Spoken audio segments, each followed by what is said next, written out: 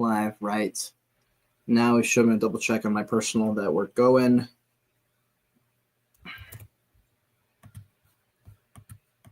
And we are good. Cool. All right, everyone. Welcome to Wolf Crypto. Welcome to, well, I don't have a name for my show. I guess it's welcome to Cade. That's not nearly as cool. But guys, I'm really excited to get into this conversation. We've got someone from the Near Protocol, Near Foundation, David Morrison, to join us. The ever beautiful, the illustrious, the legendary David Morrison. So thanks for joining me, man. It's absolutely my pleasure, kid, every single time.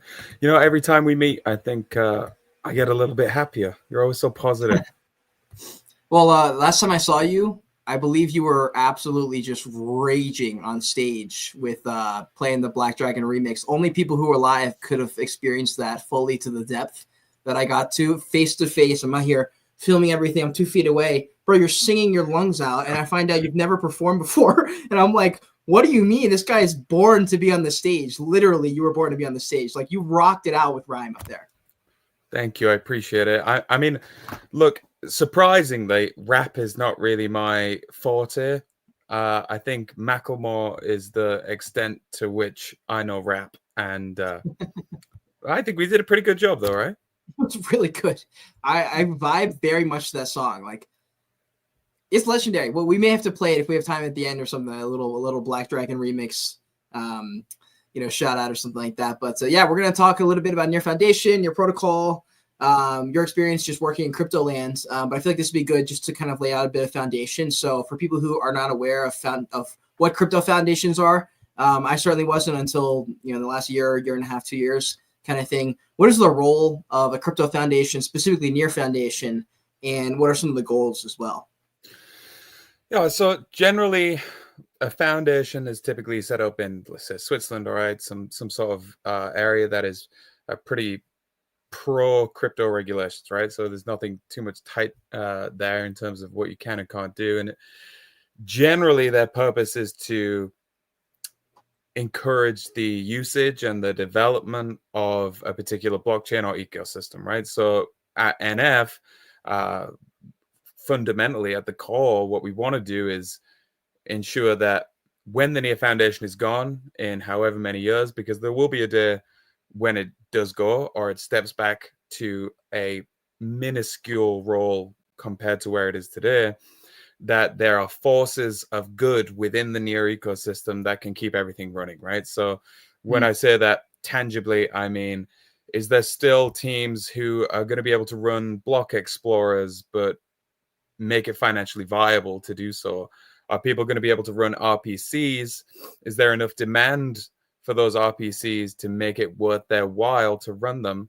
And then hopefully you get this flywheel effect, and it's kind of instigated by the Near Foundation, a few other entities, and then the Near Foundation steps back, and we have this glorious user-owned AI world in which big tech doesn't stamp on our throat anymore. Well, I was gonna say, what is that? Give like the elevator pitch, high level. We don't have to get super nitty gritty. Use your own AI. When you say that, what is like the average person? They're thinking all they think of when they think of AI is ChatGPT. That's pretty much the only context I feel like most people have. Like if you're not actively using it in your job, I can't imagine you would be even engaging with it yet. There's just not as many of those tools out there, super easy to use, that people are that interested in, that I've seen at least. So what does that mean? Use your own AI. Like why is that the play? I've heard a lot of people talking about it. A lot of people are bullish on AI. I keep clipping it and making massive breaking tweets that are definitely not massive or breaking, but they're just random YouTubers who are huge, who talk about Near Protocol in every single AI video. And I'm like, dude, it's written, it's coded. Yeah, big time. Well, let me preface it with this, right? I think some people get their knickers in a twist a little bit, which is understandable because they say, hey, well, Near was doing this, 3 years ago, and now you're doing AI. Isn't that a bit, where's the focus? Well, there's one thing that's remained constant while I've been in the Near ecosystem, coming on 4 years now. It's the only thing that's remained the same, and that's been the mission of the Near Foundation, right? And that is to develop a world in which everybody has full control of their assets, their data, and their power to choose, right? Their power of governance. Do you want to be involved? Do you want to commit your data to it? Or do you want to get paid for that data? Like whatever it might be, it doesn't matter. And the fact is that over the past 24 months, 18 months, since the launch of ChatGPT and the prevalence of AI, there has never been a bigger threat to that mission than corporate-owned and government-owned AI, because when things are done in a closed system, we see the exact same mistakes that we've seen with Google and Meta and Amazon, etc. Like, your mind is going to get sold to the highest bidder, right? You're going to type into, corporateai.com, hey, I want to buy a bike. You'll probably just speak to it eventually, and it'll go, oh, well, hey, here's this great bike for $5,000. You should definitely buy it. And then you buy it, and the owner of corporate-owned AI, they get a cut from whatever bike manufacturers just sold you it, right? But it goes way deeper than that. That's like from like the consumer level, super easy to understand and super basic to wrap your head around.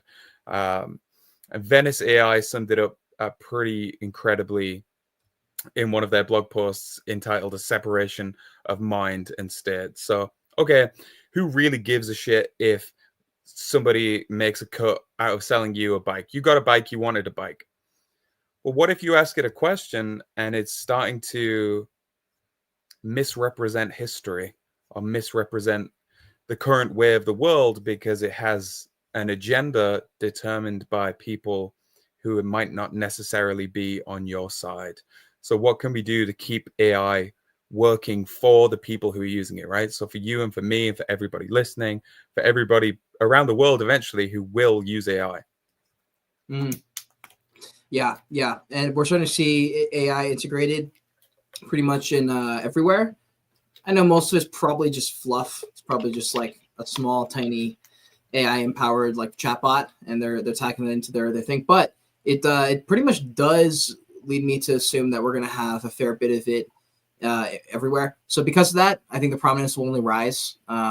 It makes it. I feel like once you open, you can't even kind of crack open that bag of worms without opening it just all the way, in my opinion. So I mean, one of the reasons I came to Near, like a year and a half ago or something like that, was originally was one of those logos I see on your screen behind you is the Nico Morning Show. So shout out to the Nico Morning Show. But that stream was they just streamed the whole bear market, and I was like, bro, and I called Noah, who I've known for years, and I was like, what is this Neko thing? What is Near? And he showed me like just a little bit, and then I ended up watching a couple podcasts and interviews with Ilya and Alex, and that's actually what originally sold me. So I was like, oh, these are some gigabrains. And then I read about the AI and how they started as Near AI, AI is Near, things like that. And I was like, oh, you know what? I could totally see them coming back to this. Like, it makes sense to come back and circle back here and what's the word? Come full circle here. And I was like, I bet in a year, if we end up going into a raging bull market, there's no way Near is not an AI coin. I was like, it just makes sense. It's already at the top of CoinMarketCap. These things just make sense in my head. I'm glad that some of the stuff ended up coming to fruition. And I'm also glad that, what's his name? Why am I forgetting his name? Ilya went on like a whole entire year of pushing chain abstraction, because now I hear chain abstraction and chain signatures in conversations that are not in Near. And it's just becoming a term that's widely used in crypto. And I'm like, okay, cool. We're making waves here. Just because we don't have like the Solana DeGen crowd doesn't mean we're not carving our own way out here. So I'm curious on your thoughts on how this past year of like marketing has been with Near Protocol, and kind of breaking into that world, doing some more DeGen stuff. We've got some launch pads that drop coins and things like that. Yeah, no, it's a privilege to talk about this, right? Because there's a lot of things that need to be said as well. Firstly, let me just give a quick nod to Ilya. So Ilya, I think in September of this year, had a baby. And I assume that 9 months before that or thereabout, he had a fun night with his girlfriend. And then 9 months later, there we are in September of this year. And something changed in that man's mind. And he like truly became like locked in, total founder mode. Oh. Not that he wasn't already, but now he's doing it much more publicly. And I think that is exactly what we need to emulate across the entire ecosystem as well, whether you're, a bag holder or you're a builder or you're a community member, whatever. In terms of marketing from inside of the Near Foundation, it's not an easy job, right? Like whatever you do, you're going to do it wrong, right? Because there's a lot of armchair marketers out there, and it's totally fine. Hey, throw me all your critiques. Yeah, absolutely. All day I can take it, whatever. But I think what some people might not understand is that relative to other foundations, the team at the Near Foundation is tiny, right? So there's like 7 people on the marketing team. 2 or 3 of them are in events. Someone's in partnerships.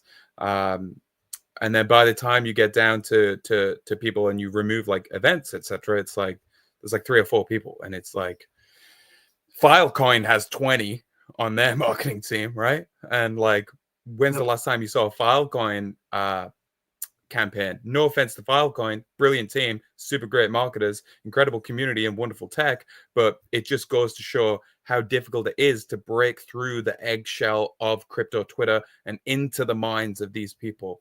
So you probably saw a couple of pretty, certainly not well received entirely across the board, not all of them, but we had some pretty strong campaigns this year, right? So we had the touch. That was just a shit post.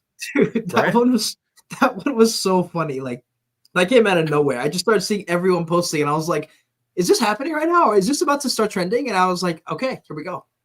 All right, and I went to sleep one night, woke up, and people were texting me saying, "Oh, it's gone viral," and I was like, "I don't why," because I was just like, I didn't really know what copy to write for the tweet. They were like, "Oh, he needs to go out like right now." You know, he's been on stage with Jensen Huang of Nvidia, and I was like, "Fuck it, he's getting touched in the picture.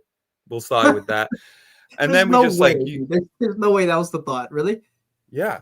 I mean, that's it, Wow. right? Like, and then that's the thing about crypto marketing, because everybody, including myself, we all have like the memories of a goldfish, right? Like, because of the 24-hour news cycle, Yeah. way faster than that now. As soon as something happens, you need to be there and you need to get on board with it, because eventually people are going to forget and people are going to move on. And then we had a crypto Twitter like blackout in, I think, May or something, which was pretty well received. We had a lot of coverage. The bang at the end of it wasn't big enough, right? It was the announcement of Redacted and kind of a chain abstraction video. And then we had the most divisive thing I've ever done in my career, which was the hijack campaign. Yeah, that one was wild. Hey, we were on Bloomberg. We were on, like a dozen other crypto news outlets. Some people saying, it's brilliant, it's amazing. Some people saying it's the worst thing I've ever seen. I had people on Twitter accost me and say, the NIA Foundation have definitely paid like upper 6 figures for this marketing campaign. They definitely haven't paid upper 6 figures for that marketing campaign. And if they have, I want my fucking slice of it, because I didn't see upper 6 figures for shit. I'll tell you that. Man, you know what's funny about the touch meme is funny, particularly because I believe that meme led to a few people that I know who are well-known investors and traders in the crypto world, deep in the trenches, in other communities though. And when I asked them, hey, and they always like, anytime a friend buys NIR, they always text me because they know I'm the guy who like bull posts NIR. So they'll be like, dude, I bought a bag of NIR, and I'm like, let's go. But I met him at Art Basel. We were just chatting on the couch. And he's like, dude, got a fat bag of NIR. And I was like, really? Why? And he's like, honestly, he was the only blockchain person at that AI summit with Nvidia. He was like, if there's he's like, even if there's a sniff of a partnership, he goes, this will get a send. And I was like, wow, so you invested a whole bag because of like either the meme, the touch meme that he saw, which eventually led to the saving the picture, or he just happened to notice it. But I was like, okay, so people took note of that. Like smart traders took note of that, and people who are kind of leading the industry. So there's been a lot. I mean, people have complained before, like your protocol is not as much in the news, but this year, multiple times every few months, there's been a pretty fat campaign that got on the radar. That's the only way really to break through. Otherwise, like, yeah, like people just, you have to get a little bit of face value and exposure. Look, there's this like, if you approach like a mid marketing agency in crypto, they'll all do the exact same thing, right? And if you've been in a crypto marketing team, even if you tried to do it, I think by yourself, you could probably do it, right? And what is it? It's, they have an announcement, they want people to know about it. So you find some shitty PR firm and you pay them, $5,000-$10,000, whatever. And then all of a sudden you're on all these mid-tier news outlets. If they've picked it up, it's big enough. And then maybe you pay a couple of KOLs and then you rehash the announcement a few times. People talk about it for 6 hours and then it dies. Nobody cares. Yeah. Or you can use a worn out meta of points, like, hey, we promise you points. And then everyone's talking about it. And then sure enough, the points turn into tokens, that the whole thing crashes. Nobody gave a shit. And we could do all that at Near, right? And to an extent, we do, especially on the PR section. I'm not saying that our PR partners are mid tier; they're brilliant, but you only get so far with it, right? Like you like, so what? Who cares? How do you cut through the noise? And I think everything that I try to do, and certainly a lot of my colleagues try to do as well, is what can we do that is so out of the box that people are gonna talk about it, right? Like I want people to go there and tweet about it because either they just loved it so much, or they're shocked, or whatever. And you were at ETH Denver, right? You saw it at ETH Denver. We even Yeah. try and do it at in-person activations as well, where we had people take these like pills, wasn't drugs. Unfortunately, we'd probably got more tweets that like changed the way they taste things. And then we had a tea party and we told them about chain abstraction, like Alice in Wonderland riff. And yeah, people loved it. People still talk to me about it today. And I think that's what we shine at, and I think it's what we excel. But Yeah. it's becoming more difficult as the market goes up. Like it gets noisier. Yeah. Yeah, definitely. And that ETH Denver activation, probably the best ever crypto pop up that I've seen. Like that was a whole world. There was a little miniature maze in there, a whole tea party, like 30-person table stretched out, full entire skits planned out, and I feel like potentially just came up with on the spot on certain segments from you, just impromptu. It was pretty fun watching that. It's interesting. There are probably a lot of people at Near. You're at every event. You're always in the onesie, unless of course in the rare circumstance you're interviewing someone like Edward Snowden, in which case you come prepared with a different outfit on. However, you're up there as one of the spokespeople of Near. So what do you do? What is your role defined as? Your Twitter post is some gives some level of indication, but what is your main role at Near Foundation? What does it look like on a day-to-day basis? So technically the title, and we don't really get too caught up in titles, like whatever, it's head of creative campaigns, whatever that means. But I do pretty much all the things that you see on social media. It's me actually clicking the button, writing the copy, pressing send. Jared is the mastermind behind actually acquiring all that content and getting it postable. But a typical day, there isn't really a typical day, right? Because there's some days where we're absolutely packed with requests from partners saying, hey, we need to see, Sweatcoin is doing this, or Cosmos is going out with this, or this DeFi protocol is launching, and it's really about lining up everything. That kind of like generic script of, right, well, this is what we're going to do. We're just going to do a social media post, and then we're going to, maybe we'll make them a video. Maybe we'll get somebody on a podcast, blah, blah, blah. Okay. Easy stuff, right? Relatively. But then the part that I find the most joy in is when I sit down with the team, with Jared, whoever it might be, and they say, well, this is happening in 3 months' time.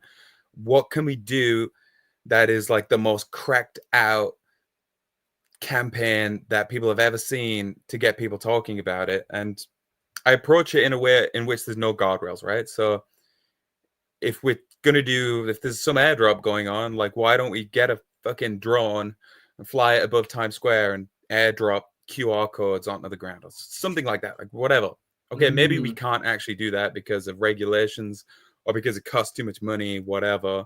But when you're in the ideation stage, that you need to take all those guardrails off. And I think to an extent, I like to think of myself as somebody who takes those guardrails off. For better or for worse, right? Some people don't like it every time. And, you don't like everything at the buffet. Nobody does. Yeah, and you're right. Also, like most people will be able to move on at some point, anyways, even if it is a big deal. I mean, Haktua was quite literally the timeline for like a day, and then I have not heard about it since. The Choose Rich Nick avalanche incident on the yacht at Art Basel, that was all over the internet. Have not heard about it in the last pretty much since the day after it happened. And it's crazy. Like they do last though. Like you do remember. You're like, oh yeah, that was the AVAX thing, or like, oh, that was that thing. So you do remember. It does last a little bit. Yeah, I mean, let's talk about that AVAX thing, right? Like, it was pretty well executed. They had some pretty solid KOLs around it. I know. Trying to figure out what happened because I was like, I know people. I think that was the point, right? Yeah, and I don't think anything happened, right? But it's like, but it had people talking about Avalanche for a little bit. Now, where they could have improved, not to say I'm an oracle of everything about this, I do shit stuff all the time. They didn't have a conversion, right? So they have all this mind share, and then what do you do with it? Well, with the hijack campaign, whether you loved it or hated it, the numbers didn't lie. Like, we got like a 40% increase in the amount of people Wow. applying to join the hackathon. We had a 20-something% increase in the amount of people applying to actually attend the conference, right? Because all of it led down to that funnel. I Mm. didn't see the funnel at the end of the Avalanche one. I wasn't following it religiously. Maybe there was, but kudos to them. Like, it had people talking about it. It was all over my timeline. Yeah, it was so controversial because it was basically the thing people were deciding was like, was it too over the top from Choose Rich? Did he finally go over the top and do the bad Yeah. thing? And a couple Yeah. couple tweet responses that went viral, and everyone was like, well, I guess he flashed everyone, and that just became the assumption. And then see a couple of people tweeting opinions on stuff that's not facts, and it was pretty interesting. But yeah, that whole world is fascinating. The world of creative strategy. I bet there's someone watching and they're like, yeah, that'd be sick. I could totally do that. How does one even land a gig like that? Like, how do you prove yourself worthy of being able to say, let's make a huge bet on our whole brand on a meme or something like that? Like, how do you even get in this position? How did you get here? Yeah, that's a good question. I guess, do you want like the abridged version, or do you want the slightly longer? I'll take the slightly longer. We got time. All right. It's 2014. I'm at a house party in the north of England. I'm at university, and doing things that we shouldn't do, but I was 19, so fuck it. And then somebody says, hey, you could buy weed online with Bitcoin. And I said, no, you can't. That's bullshit. Anyway, you can. And then I was like super stoned for a few years, and then I went to university and actually stopped getting high for the entire time, and did my degree, and did my dissertation on Bitcoin, 25,000 Wow. words. It's a lot of bullshit, really boring, super technical, dull. And then got a job with a crypto debit card company, got promoted there to their like head of community, did some freelance work. Somebody messaged me on Nia, hey, you want to go work for Nia? I said, what the fuck is Nia? Got offered a job, said no because MetaMask offered me a job. And then Nia phoned me back up and was like, hey, fuck Consensus and fuck MetaMask, even though you guys are great. But you should come work for us instead. And I was like, all right, fuck it. Because the people who, when I was talking to them at Nia, like, they seemed to really give a shit, right? Like, they really, really, really cared about the mission. And you could feel it when you spoke to them. Joined as part of the community team. Eventually did like community engagement and stuff. And then moved on to head of social media, and then became like this creative campaigns guy. Wow. If you are already in a job and you're in the marketing team or otherwise, just make it clear that that's the direction that you want to go. Build the levels of trust, right? Because they wouldn't just trust like some random guy or girl who walked in the job being like, hey, fuck it, I want to send this, like, whatever. Yeah. But I've been there for, coming on 4 years, and I think, I've proved my worth to an extent, and everybody is creative. People sit down and go, I could never do that. I could never write a song. I could never paint a picture. And yeah, maybe you couldn't. I don't think I could write a good song either, but people are creative in different ways. And I actually didn't think I was particularly good at coming up with like batshit things until I got here, and people said, well, that's insane. Why would we ever do that? And I'm like, well, I know people would talk about it, right? Anyone could do it, I think, for sure. Dang, interesting stuff, dude. I'm curious. I mean, I've had a great experience working with you guys. I really enjoy the people at Near. It's one of the things that drew me in, aside from just some of the fundamentals of Near that I believed in. I really liked the people. I've tried out multiple blockchains. I was very close to becoming a Solana like content person, but I just was not. I didn't quite cross the line of DJ enough to fit in there. So I was just like, I'm gonna have to mold my personality to this if I lean with this, and I don't want to do that full time. It's just not worth it. I was like, I gotta go find somewhere else. So I tried Multiverse X. I even poked a little bit into Cardano, and then just happened to, just see that the Nico Morning Show had been going like every day for the whole bear market, and was like, okay, well, let me just see what this is. But yeah, I've had a great experience. I mean, Jared, Olga, like all the people there are amazing, super nice people. I'm curious on some things that you've learned while your time here at Near Foundation. You've been there for a long time. You've probably seen some people come and go. You've seen some of the restructuring. Ilya stepping back in as CEO this year. lot of interesting stuff has happened. So I'm curious on some of the things you pulled away from it. Yeah, I think I'm in like the top 1 percentile of people at the Nia Foundation who've worked there like for Let's the longest, go. right? Something insane like that, which is pretty unusual, but that's testament to how wonderful of a place it is to work, right? And it's my colleagues are great, right? Like, don't get me wrong, I love them; they're amazing, and I love the mission. That's what I fell in love with, and I'm I really really really hate all forms of government, people telling us what to do, which kind of got us into crypto in the first place. But I guess it was the community that like got me to stick around, right? And now I'm so lucky to work with some of them. Cronia works at the foundation. He started in the community. Jared Mm-hmm. of Ready Layer One fame, the same brilliant guy to work with. Yourself, kid, and Peter from Neo Week, Rhyme, everybody. I couldn't do without you guys, and that's why I get up in the morning. I think in terms of what I've learned over the past 4 years, I don't know how much like tea should I spill, right? I think before Ilya became the CEO of the Nia Foundation, right? So he joined, right? Like he was always there. He joined officially as part of the foundation. And then there was a restructure and a lot of my colleagues and a lot of members of staff that I worked with unfortunately had to go on to find pastures anew, but I think it was probably one of the best things that they could have done for the foundation itself and for the ecosystem, because we ended up in this position where I was working with people who like frankly like had never used a blockchain before, right? Like they'd never used ref finance, they'd never been rugged, right? They'd never used Uniswap, they'd never borrowed and lent money on Aave or Burrow. And it's like, I don't know, man. That's like trying to fucking sell toothpaste when you've never brushed your teeth. Like, how are you going to do it? It's like impossible to do. Yeah. And I think that we've kind of moved away from that level of like excess hiring and corporatism. Like, oh, well, this guy was good in Web 2. Let's just get him Right. on. And it's going to be totally transferable. And the fact is, it's not. It's not Mm-hmm. transferable in its entirety. We can sit here and talk about metrics and KPIs and all this shit all day, have meetings, do slideshows. But the fact is that in crypto and in Web3, you have to move and you have to move fast, right? And sometimes that means forfeiting the metrics and data that the suits would typically want to see.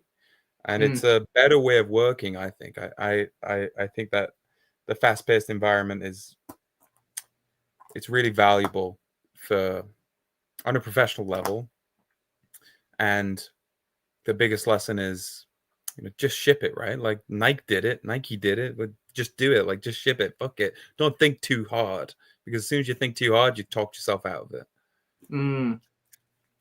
Yeah, that's interesting. I'm also curious on, you mentioned that you got into Bitcoin relatively early for reasons, and then ended up falling into crypto as a profession.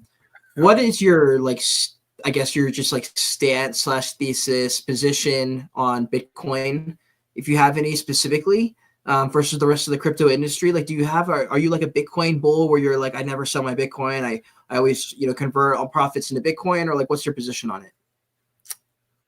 If I never sold my Bitcoin, then we wouldn't be talking right now, because I'd be on an island somewhere, I'm sure. um, Bitcoin is a difficult one, right? Because if we're in the pub and we're having a few beers and we're talking about crypto, I will be like, well, Bitcoin, it's like a shit coin, right? Like, and what do I mean by that? I mean, if we like cut the bullshit away, a lot of the people that are in crypto are not here for the same reasons as, say, you or I, certainly a lot of my colleagues. Like, they're there to like make money, right? And there's nothing wrong with that. There's nothing wrong with that. By all means, yeah. If you see an opportunity to make money, go ahead, do it. Bitcoin's $2,000 today. Like, what are you going to get? You're not going to get that much out of it. I don't think there's that much juice left to squeeze. Certainly not like this cycle, right? I've never held particularly large amounts of Bitcoin for a long time. I've got a bit, right, just in case. But I wouldn't call myself like a super hardcore Bitcoin bull. When I was Got it. in crypto before Nia, then I was all in on ETH and Ethereum. I was a massive shill, Right. and I still think it's magical to this day. Were you shilling on crypto Twitter? Have you been like on the social media games and trenches that long? So in 2016, I made my first ever Twitter account that wasn't like a personal account, and it was an XRP Twitter account. And I used to retweet everything about XRP. I was like, the banks are going to use it. The banks are going to use it. It's over for everybody else. And then that lasted like 3 months. And then I kind of, you go further down the rabbit hole and you think, well, there's actually other things that are, in my opinion, way more exciting than XRP. And that to me at the time was Ethereum, post DAO hack. It was, getting a lot spicier. And then I was down that rabbit hole for a long time. Yeah. Bitcoin, I pretty much only understood. I think I learned and understood Bitcoin this year. I kind of just thought of Bitcoin as just another crypto. But then I think my main pull was like, why do I keep seeing all these like billionaires dumping irrational amounts of their wealth into this? I was like, why aren't they dumping it into another coin? I'm like, why specifically Bitcoin? And they weren't talking about it. I mean, they were talking about it for price action, but they kept saying like, it's Bitcoin. And I was like, okay, like what are they talking about though? And so I ended up spending like, doing all the spaces at Wolf. We did a Bitcoin space, and I was like, okay, I'm bringing a bunch of Bitcoiners together, and I'm gonna have them pitch me. Like, this doesn't make any sense. I don't understand why wouldn't you just buy ETH? Something with a higher return, like you were saying. It's just, I mean, depending on how Bitcoiner you are, you kind of have that perspective. You're like, it's all Bitcoin, nothing else kind of thing. Some people are down for all the things. They just want to bring people into the game. But there's all sorts of that in crypto land I've seen on the timelines. Yeah, like, look, let's say if I was like a Max Kaiser or Michael Saylor, or one of these like super hardcore, almost radicalized Bitcoin bulls, then quite clearly Bitcoin is the only option, right? You don't know who the founder is. It's probably one of, if not the most decentralized network possible. Has never gone down in its history. It had that block issue many, many years ago that was pretty swiftly resolved. And I can totally see how you could get sucked into it, particularly if you're like hyper libertarian, right? Because it's the inscription in the first Bitcoin block, and I'm paraphrasing, but it's like something December 2008, government on the verge of next bailout for the banks or some shit. And it's like, fucking hell, man. Like, yeah, that would fire me up. It fires me up today. I think that's like the coolest thing in the entire world. And if you want to go down the rabbit hole even further, you can talk about who is Satoshi, and it's like nobody really knows, but there's no way it's just one guy, at least in my opinion. But maybe it is also at the same time. Like, you're never going to have 100% certainty either way. And it's like, was it like some 3-letter agency, or was it actually like this hardcore libertarian who sat in his bedroom and coded this whole thing up, published the white paper in 2008, did the first block in 2009, and then, disappeared a few years later, whether he's dead or he's just stepped back? Nobody knows. It's a like remarkable story, and it's going to be a part of human history forever. Bitcoin is going way higher, in my opinion. Don't put your money in it. Not financial advice, but on that kind of infinite time scale, you have an asset in which demand is only growing, and you're pricing it in an asset where the supply is only growing, that being the US dollar or any fiat currency. Like, the logic is obvious, right? Yeah. I mean, that's kind of the thought process is why they're dumping money specifically into Bitcoin, because they're like, this one we know will be here in 30 years. It's worth dumping savings type of, or at least thinking about it in terms of like a savings type of mindset. A lot of the Bitcoiners talk about that. It is pretty interesting. I mean, we'll see what ends up happening. It is pretty extraordinary, the Bitcoin origin story. Like, they literally dropped this thing back way before anyone should have been dropping things like this, and it just organically grows slowly and just goes from literally cents to dollars to tens of dollars, hundreds, thousands, tens of thousands, and now just casually we're just doing this. We might be at 100K, we may have dropped, but just casually doing a podcast here while Bitcoin sits at 6 figures is absurd. It's absolutely absurd. No, it's insane. So, Yeah. so I'm curious on what your day in the life looks like with Near Foundation. I'm sure it changes a little bit on whether or not you come up with a fun post, but A day in the life, wake up, hungover, I have another shot of whiskey, bacon sandwich, whatever, of dust course, about, write a of tweet, course. go bed. Yeah, after I've been in the pub. Um, no, but it's typically it's still relatively corporate, right? So wake up, check my emails, check Telegram messages, of which there is often thousands more than emails. Thankfully, um, check out whatever is coming up for the week or the fortnight in terms of posts that need to be scheduled. Make sure that everything is up and running. Work with Rob, who does all the partnerships, to make sure that the partners are happy and everybody's feeling, as much love as we can give them. And this is a problem that we run into, right? Like everybody wants a piece of the digital real estate that is Nia's like social media presence or Nia's website. And I would love to give it to everybody. I would love to give it to Black Dragon and Shih Tzu and Purge and all of the non-meme projects as well. And it's like, it's not physically possible to do that, unfortunately, as much as I wish it was. Managing that. And then occasionally we'll have an ideation session, Jared and I, maybe the wider team, and see what we have coming down the pipeline that we can kind of hit off. But I think the last few months has really been redacted, right? So Yeah, you were there, kid. definitely.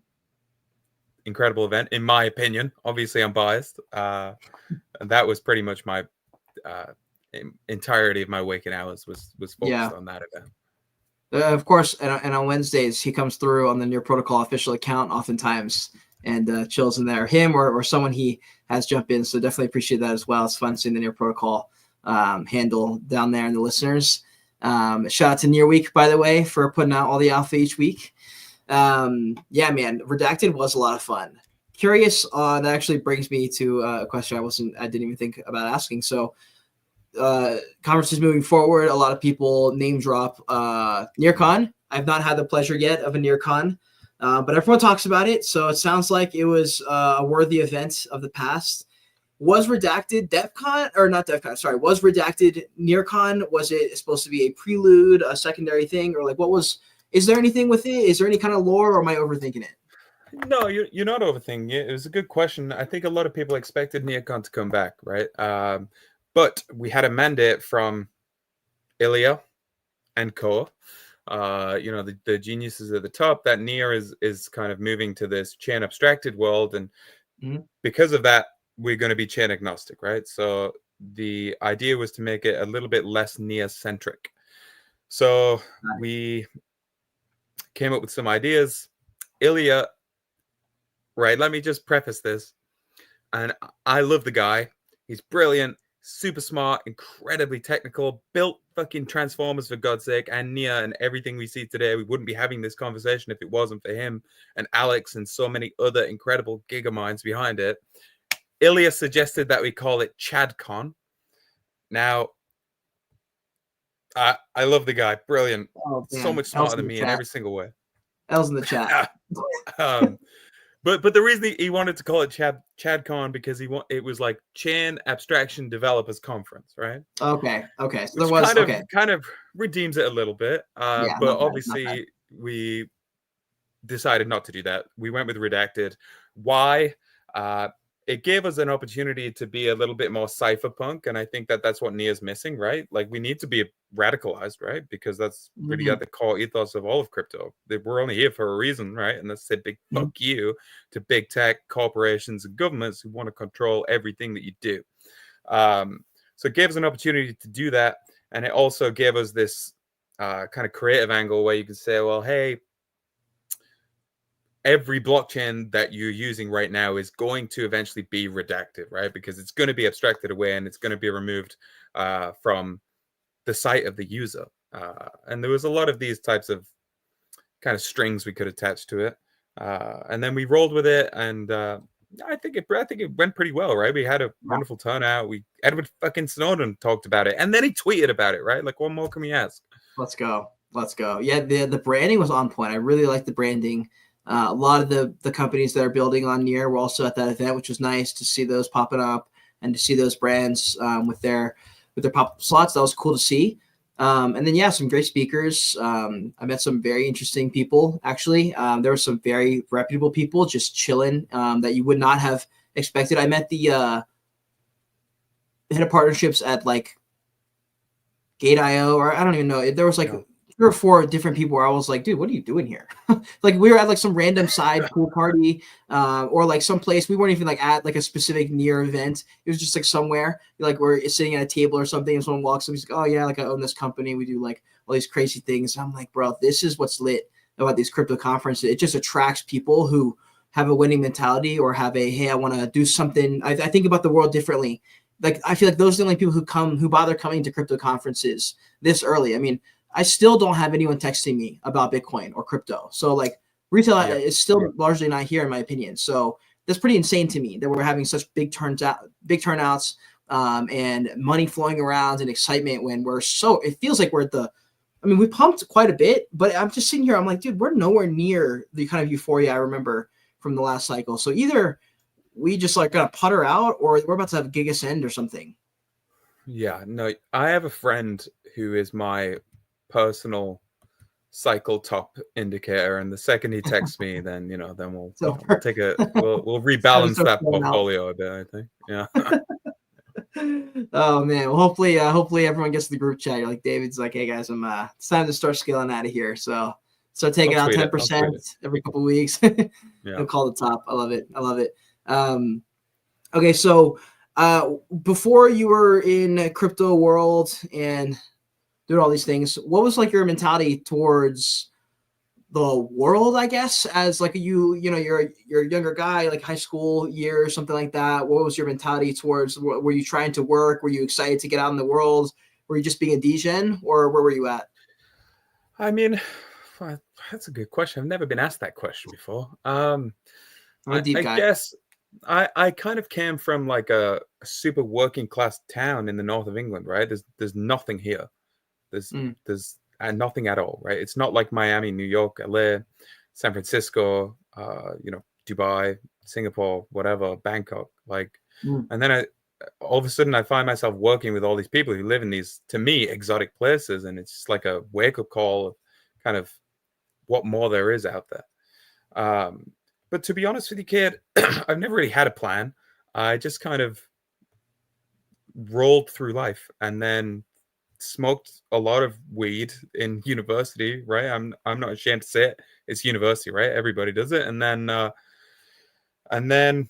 I kind of got a little bit involved in politics when I was younger, whoa, and then I joined a political party, and then I found out by whoa. being involved in the political party that everybody in the political party was an asshole, and they were only there for themselves, with the exception of one Oh man. wow. Um, and then I kind of got like super bitter about the government. And then Ron Paul did his US election run, who is like a brilliant guy in my personal opinion. I think his and I politics align pretty strongly. And then that kind of turned me into like this pretty radical libertarian-esque person. And then I found crypto, uh, and then that was it. It was down the rabbit hole. And I could have Mm, went to work in a much different field, mhm. but I was like, "No, fuck it, crypto's way more fun."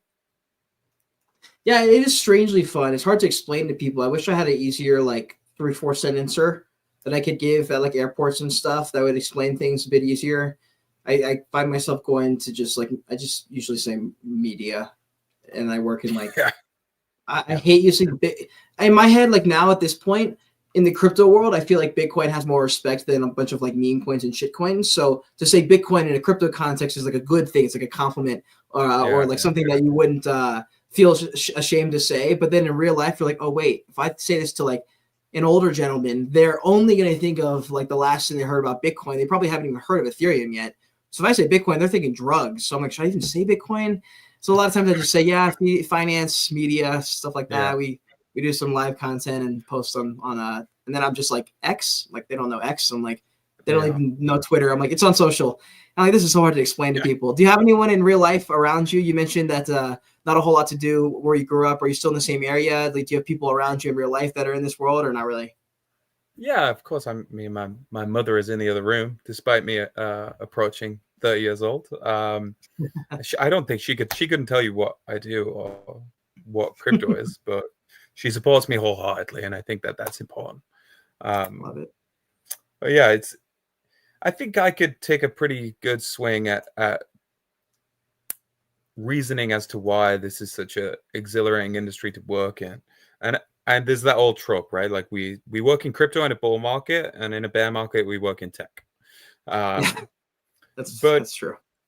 There's a few aspects to it. So for me, and I think for a lot of people as well, you get this feeling that you are actually fighting against the bad guys, right? Like you're on the right side of history.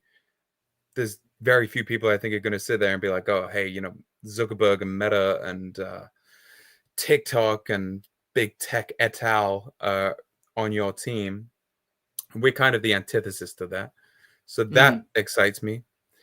You're surrounded by other incredible people who have all taken a risk by being in this industry. So they're de facto more exciting to be around than the people who work at American Express.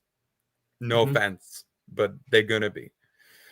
And then, a lot of people are making money as well, right? So they're already like charged up, or at least they're striving to. And that brings this sense of exhilaration, excitement, whatever you want to call it. And I think all of these coupled together, there's no other industry like it, right? How many industries can you get away with like shit posting to the extent that people shit posting Twitter? Like you can't go on fucking Dr. LinkedIn and start being like, my client had hemorrhoids today, LOL. That's a pain in the ass. Like you just could never do that, could you? But in crypto, you get away with it, and people actually reward you for it. It's brilliant. Yeah, I was talking to my roommate back when I was living in Washington, and he worked at Facebook. Meta now, and he was like, "Yeah, I wanna get into like, I don't know, like the outdoor world, but also bring my experience from the corporate world and tech world of Meta. Like, I feel like I can help do whatever." And I was like, dude, like, you got to start going to conferences. Like, my brain automatically goes to all the things we take for granted. Like, oh, fun conferences, like shit posting on Twitter, like community things. But I'm like, oh, wait, they don't have any of that. They have like LinkedIn. And then they have like corporate conferences where everyone like from their company just kind of sticks together, but they're not interested in like growing on social media. So there's no like social benefit that can be compared to crypto, where there's mass upside to being at these conferences and getting a selfie with someone so that you can tweet about it later. There just doesn't exist that level of like camaraderie, I guess, that glue that holds it together of like you're right, like hey, we're against the establishment. Let's fight them together and buy your protocol and buy Bitcoin and stuff like that. Yeah, and I think because of the democratization of assets, and by that I mean anybody can go out and buy Bitcoin. Anybody can go out and buy ETH or NEAR or whatever token you want to call it. And when that community starts to win, everybody's winning, right? Like I used to work at McDonald's. I've worked at McDonald's for a long time, right? From when I was like 16 to like 21. If McDonald's did its best annual performance, like I didn't give a shit because it didn't impact me in any way. I wasn't bought in on it, right? Maybe the suits at the top with stock options were, but I wasn't about to spend my meager salary on a fucking McDonald's stock for the chance that it might go up 5% next year. Like I can't be part of the winning team because I'm priced out. That is super interesting. Yeah, that's one thing I've heard a lot is I can't buy, it's too late. And it's just so hard to know because you're betting that it goes up next cycle. Because you look at every single past cycle and it dwarfs the past highs. I mean, we are so far past all-time highs of last cycle, it's ridiculous. And we haven't even started, it feels like.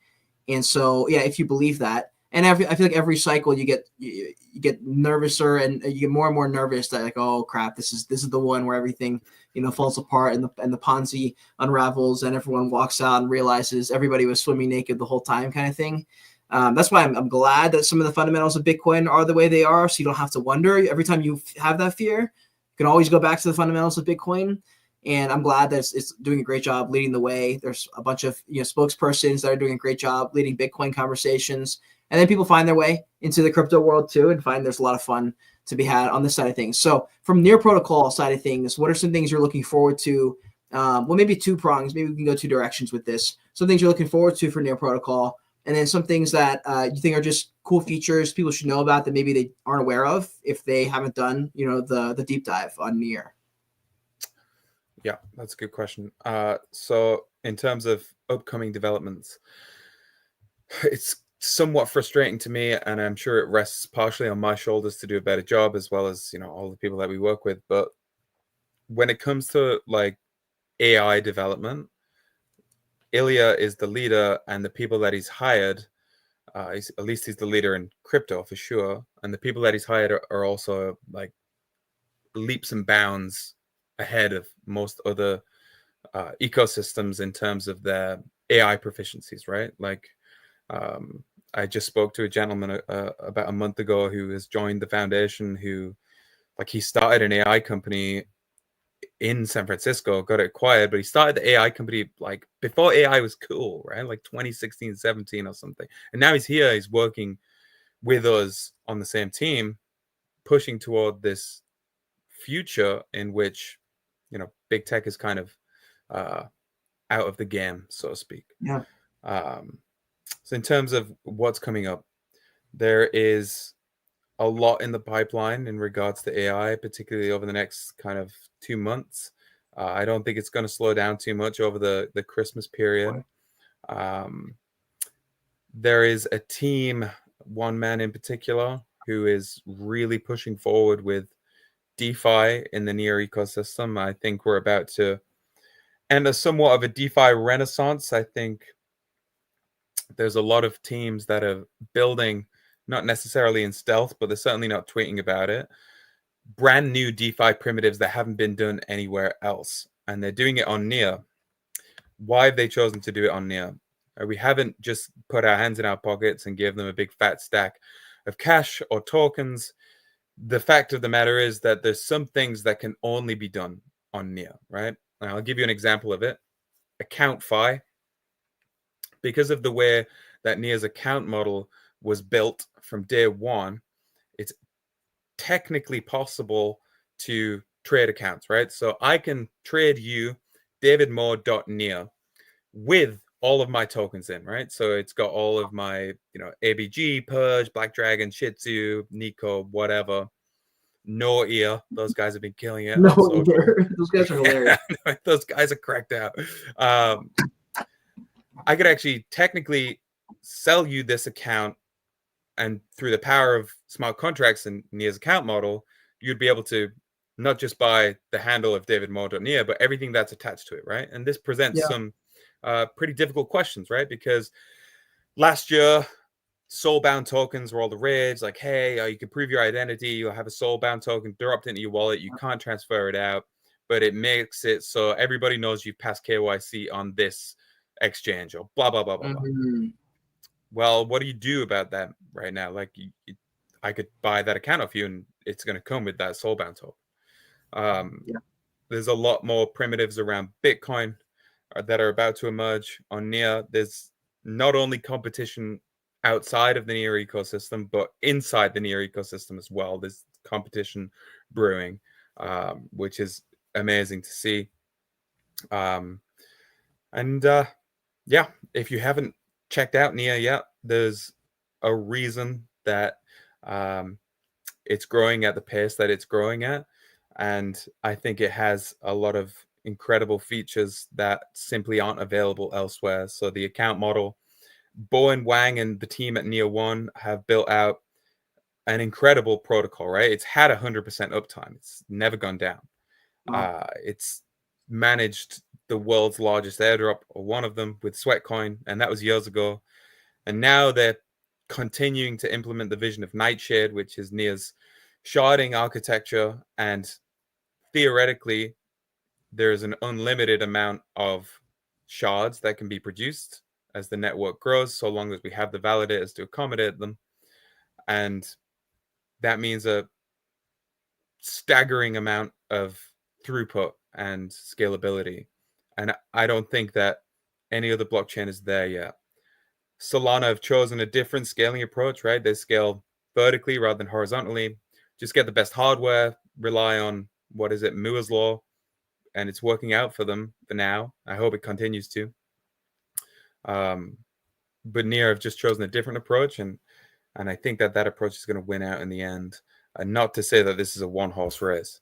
And of course, finally, I have to shield Near Intense, right? app.near-intense.org or something. Oh, goodness, let me make sure I've got that right. App.near-intense.org. It was right. You can go there. You could now transfer or swap on-chain 50,000 Near tokens for Bitcoin or 10 ETH for fucking Brett or something.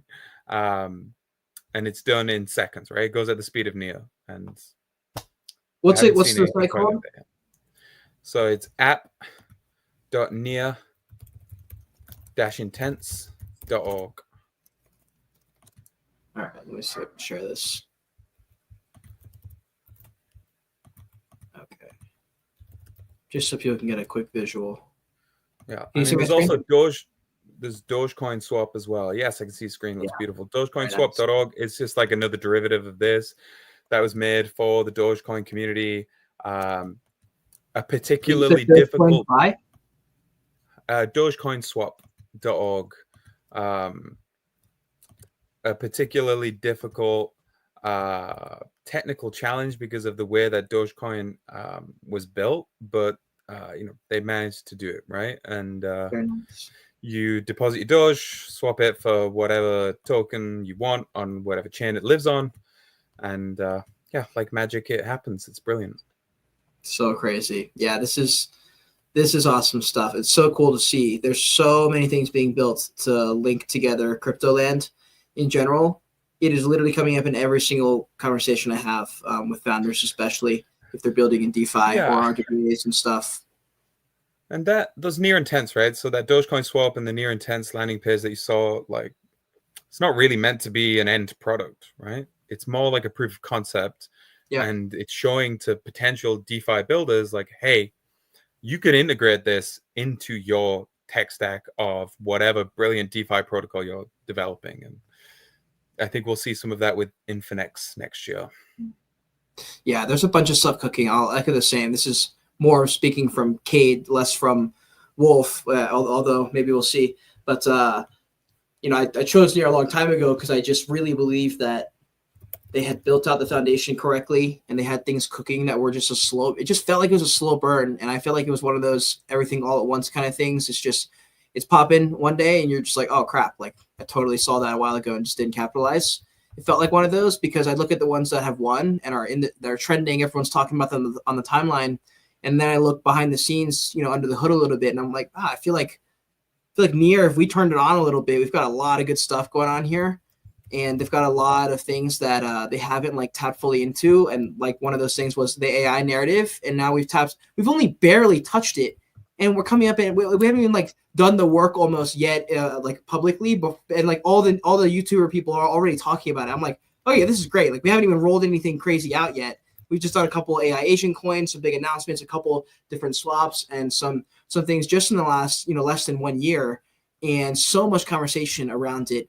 And there's already going to be so much FOMO. I've spoken with companies that are their whole business model is built on the fact that they know that companies have no idea the language or the use case of how to use AI. They want to add it in, but they don't know how. And it's just going to be such a massive just run up. I mean, the ChatGPT run up was absolutely absurd when it first came out. And I just feel like that's nothing compared to what we've got coming out, especially when we start tying in products and these robots coming out. I'm seeing all sorts of stuff, these weird apps that are coming, and it's going to be wild. Like some of the AI videos that you've seen. I don't know if you saw the one of me having a fist fight with Ilya.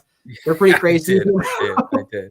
No, it's crazy. And look, like they look kind of shitty now, right? But I remember when those image generation tools first came out, properly came out, and it couldn't make a hand, right? Or that Will Smith video where he's eating pasta and then goes crazy. That went around the internet for a while, and now it's completely different. It's so much better, and we kind of have this. It's going to be like hockey stick, right? Slowly, then all at once.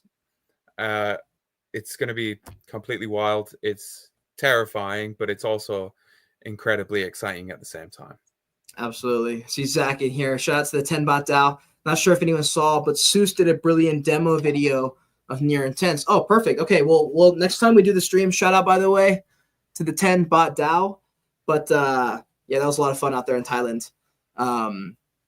Yeah, I'll have to pull that one up. That's super important stuff for sure. We'll pull that up in the 10-bot DAO stream later on. But let me, we're coming up here on the hour. I know you probably have to bounce, so I'll throw it over to you for any final takes / things you want to leave us with, any call to action / announcements you want to just leave us with and think is important for us to know about. If you're already a part of the Near ecosystem, then it's time to like lock in, right? And I understand it's pretty difficult for some people to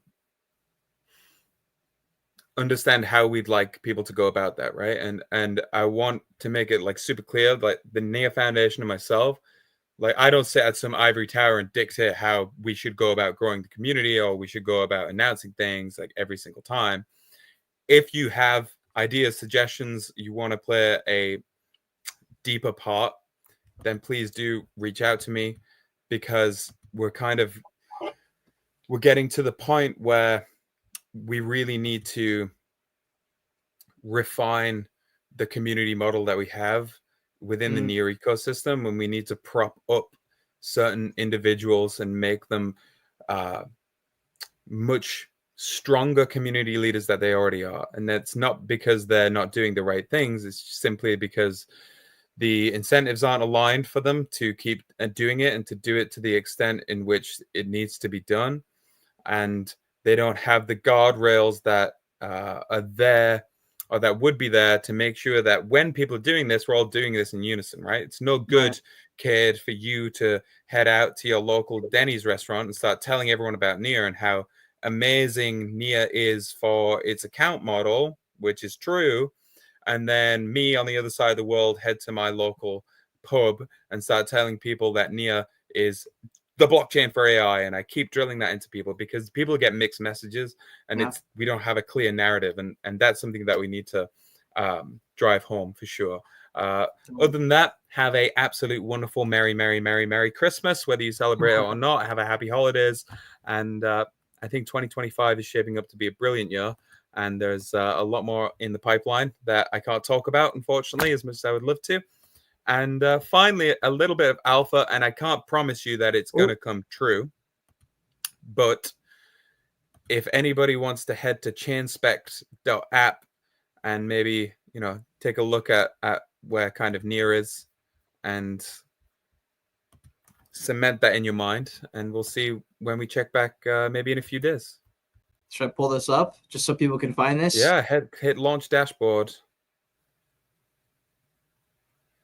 So this is kind of measures how fast blockchains are, right? How much TPS they've actually handled, as well as theoretical TPS. You can see Near in there in 5th position with a max recorded TPS of 1,080. I don't know. Maybe we give a little stress test on that. I don't know. But let's see. Let's see. I can't promise anything because it's not within my wheelhouse. Yeah, it's up to the people who are a lot smarter than me, including Slime. Yeah, big shout out to that guy. That guy, I feel like I woke up one day and I'd like never heard of him, and then that Intia bot had launched, and now he's like one of the goated developers, and he's absolutely brilliant. And thank God for him. He's amazing, as well as all of the other brilliant ones out there as well. Yeah, regular in our 10-bot streams there as well. So yeah, shout out there to Slime. And yeah, David, thanks for coming on, man. I'm glad. I feel like I'm surprised we haven't done this, I guess, earlier, but I'm glad we got to finally sit down and do the deep dive. I had a few personal questions I was curious to ask, so I'm glad I got to fit those in there as well. For sure, man. Yeah, anytime. I'm literally anytime happy to talk to anyone about anything, whether it's to 10 million people, to 1,000 people, or just the two of us. I don't care. That's what it's all about. I think we need to be as accessible as possible, particularly foundation members as well, because they do, to an extent, at least the people at the top, determine the direction in which we're going in, and they're not always right. right? And I'll be the first one to say it. They've been wrong many times in the past, and they'll be wrong in the future as well. I feel you, man. I feel you. Sue says we need David on the 10 bot DAO stream. Oh man, yeah, we'll see if he ends up trading with us. But even a small segment, that would be really fun to get you on. Those are later at night. So it would be tough because it'd probably be morning for you. So we'd have to maybe work out a time that works for everybody. But that would be really fun. I'm in the US a lot, right? So maybe next month or something. Hit me up. Right I'll have to get it approved by the suits at legal, but fuck it, we'll be all right. Sounds good, man. Well, listen, I really appreciate you coming on. For anyone who's watching, please retweet, quote tweet the stream if you enjoy the conversation. Give David a follow, give Near Foundation a follow, give Near Protocol a follow. Get engaged. I try and post as much as I can. So if you haven't given me a follow, I try and keep up to date with the market. And yeah, I hope you all have an amazing rest of your day. Shout out to Near Protocol, shout out to Near Foundation, and shout out to all of the DGens out there in the trenches. We'll see you all later.